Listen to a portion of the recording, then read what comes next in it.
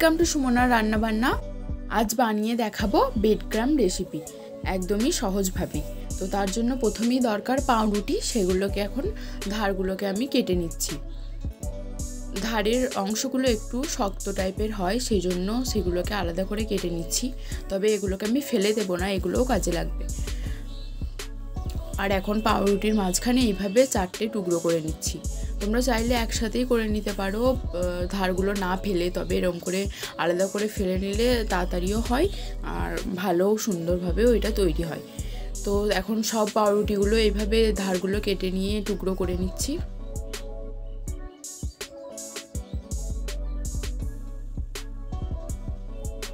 দেখো এগুলো এরকম চারকোনা মতো দেখতে হয়েছে, এগুলো তুলে নিলাম।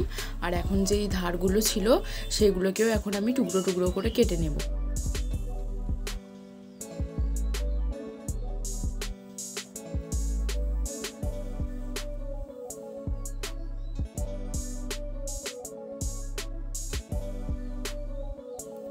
এগুলোও কেটে নেওয়া হয়ে গেল। তো চলো এরপর ব্রেড ক্রাম্ব তৈরি করা শুরু করি।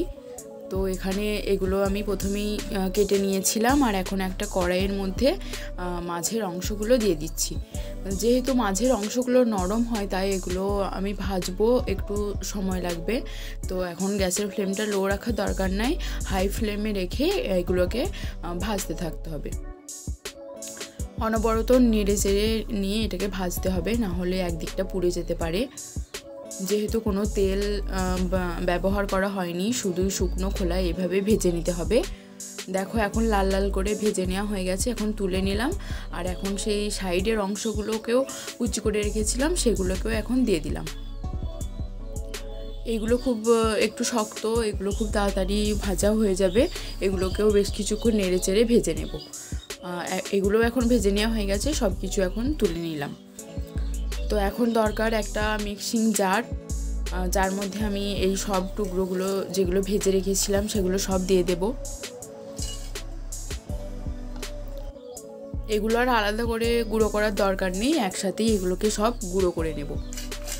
দেখতেই পাচ্ছ তোমরা এটা কতটা ক্রিস্পি হয়েছে।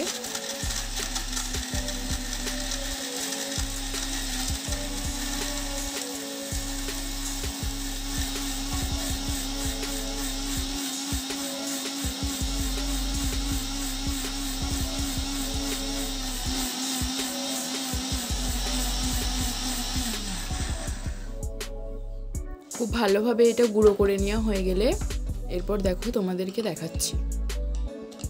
তো অতি সহজেই তোমরাও বাড়িতে তৈরি করতে পারবে ব্রেড ক্রাম্ব। আর মোগলাইতে এটা প্রয়োজন হয় মোগলাই বানাতে, আর তাই তোমরা এটা অতি সহজেই বাড়িতেই বানিয়ে দেখো।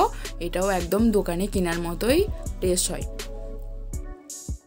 তো রেসিপিটা কেমন লাগলো অবশ্যই জানিও, ভালো লাগলে লাইক কমেন্ট শেয়ার করে দিও।